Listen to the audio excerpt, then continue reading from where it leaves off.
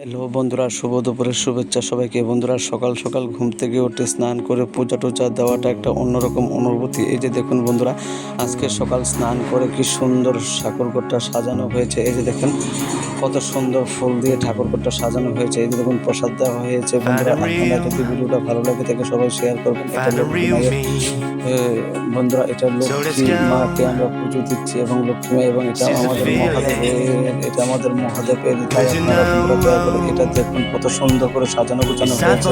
তাই বন্ধুরা, আশা করি যদি ভালো লেগে থাকে আপনাদের কমেন্ট করবেন এবং সুন্দর সুন্দর লাইক এবং শেয়ার করবেন। বন্ধুরা, এই যে দেখুন লক্ষ্মী মাকে কি সুন্দর করে সাজানো গোছানো হয়েছে। বন্ধুরা, আশা করি আপনারা ভিডিওটা দেখে ভালো লাগবে। এই যে দেখুন আমাদের গুরুদেব, দুটো গুরুদেব ঠাকুর রক্ষা করুক সবাইকে, এটাই আমরা চাই। বন্ধুরা, যদি ভিডিওটা ভালো লাগে থাকে সবাইকে শেয়ার করে দেবেন। যদি বন্ধুরা ভালো লাগে থাকে সবাইকে শুভেচ্ছা সবাইকে।